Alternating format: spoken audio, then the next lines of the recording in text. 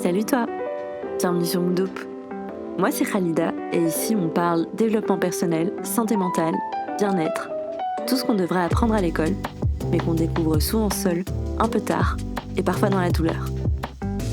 Retrouvons-nous un dimanche sur deux pour t'inspirer et t'aider à avancer à ton rythme.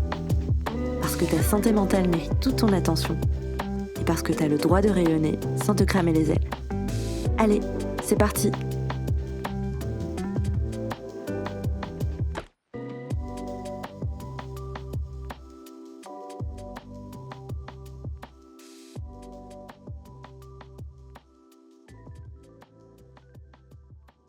Tu sais, il y a des jours où tu te réveilles et dès que tu ouvres les yeux, t'as l'impression d'avoir couru un marathon dans ton sommeil.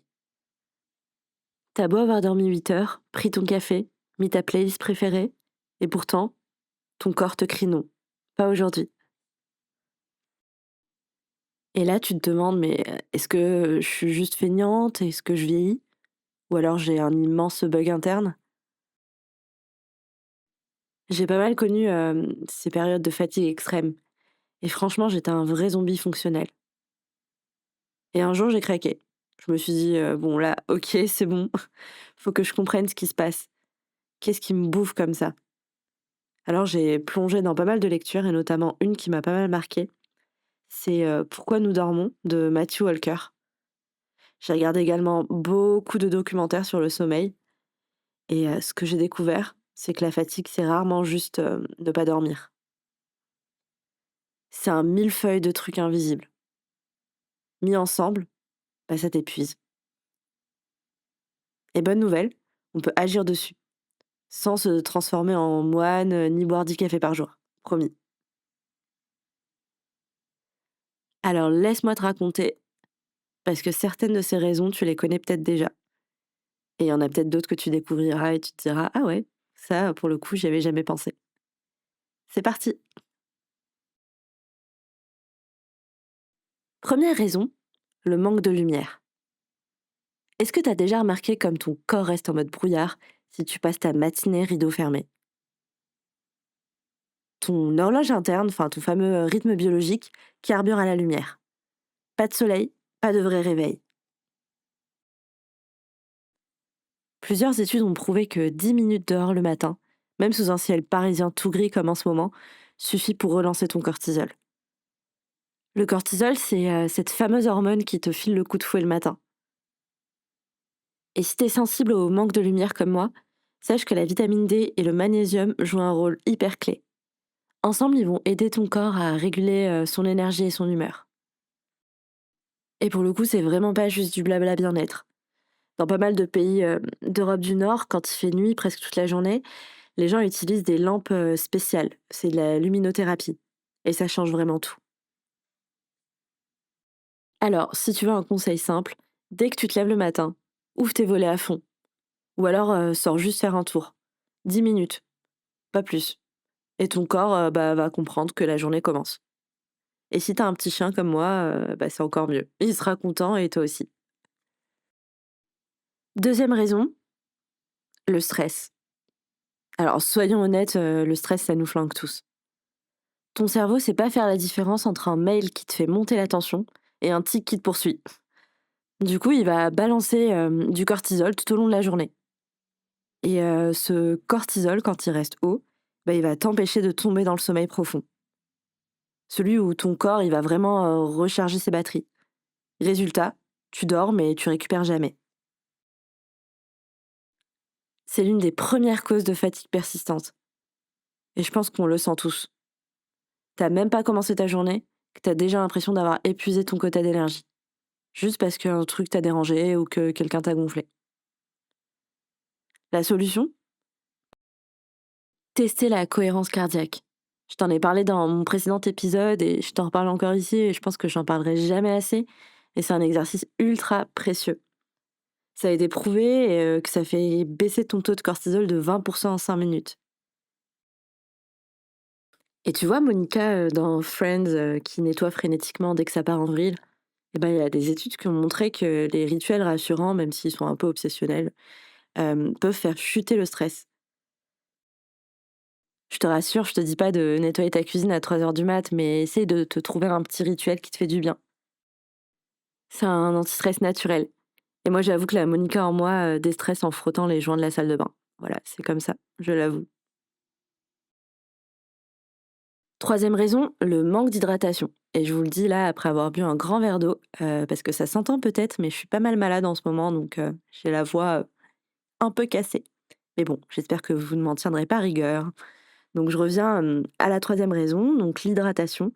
On parle tout le temps de sommeil, d'alimentation, mais pas assez d'hydratation. Ton cerveau, c'est 75% d'eau. Si tu perds ne serait-ce qu'1% de ton hydratation, genre juste un grand verre, tu passes direct en mode brouillard mental. C'est l'une des causes les plus fréquentes de fatigue et de baisse de concentration. Donc avant ton café le matin, essaie de boire un grand verre d'eau et de garder une bouteille ou une carafe près de toi tout au long de la journée. Donc même si tu travailles, même si tu es à fond dans une mission, n'oublie pas de boire. Essaye de viser 1,5 litre à 2 litres d'eau par jour. Je sais que c'est pas super glamour, mais ton cerveau va adorer. Quatrième raison, la dette de sommeil. Parce que non, 2 grasses matinées le week-end, ça suffit pas à compenser une semaine à 6 heures de sommeil. Mathieu Holker, justement dans Pourquoi nous dormons, explique qu'une semaine comme ça se rattrape absolument pas en 2 nuits. Faut souvent 3 ou 4 nuits complètes pour recharger ses batteries. Alors si tu peux, essaie de te caler 2 nuits dans la semaine où tu dors au moins 8 heures. Et laisse ton corps se réveiller sans alarme de temps en temps le week-end. Tu verras, ça change tout. Si tu fais déjà tout ça et que la fatigue persiste, parfois il y a d'autres voleurs d'énergie, un peu plus sournois.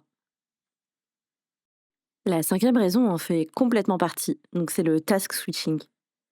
Tu vois, c'est ces journées où tu passes de tes mails à ton Slack, puis à ta to-do list, puis à un appel, puis à scroller Insta, juste 2 minutes, hein, on connaît. Chaque fois que tu changes de contexte, ton cerveau dépense une tonne d'énergie pour se recalibrer. Une étude a montré qu'après chaque interruption, il faut en moyenne 23 minutes à ton cerveau pour retrouver sa concentration. Alors autant te dire qu'à la fin de la journée, même sans avoir bougé de ta chaise, t'es vidé. Essaye de bloquer des moments sans interruption, de couper les notifications, fermer les onglets. Fais une chose à la fois. Ton énergie te dira merci. Sixième raison, le manque de productivité. Ou plutôt à être occupé mais pas assez productif. Est-ce que tu as cette sensation de courir partout, de cocher des cases et à la fin, tu as juste l'impression d'avoir brassé de l'air? C'est justement ce genre de choses qui épuise. Ton cerveau a besoin de sentir qu'il avance pour se sentir motivé. Donc petite astuce, chaque matin, choisis une seule tâche, un objectif vraiment important. Si tu l'accomplis, ta journée est gagnée. Tout le reste, c'est du bonus. Et ton corps dans tout ça. Parce que paradoxalement, rester trop immobile, ça fatigue. Donc la septième raison, c'est le manque d'activité physique. On croit souvent qu'on économise de l'énergie en restant assis, mais en fait pas du tout. Ta circulation va ralentir, ton oxygénation aussi, et ton cerveau, il va passer en mode ralenti aussi. Pas besoin d'être marathonienne pour autant, juste 20 minutes d'activité physique par jour permettent de réduire la fatigue. Donc essaye de bouger juste 5 minutes toutes les heures, de monter des escaliers, de marcher un peu.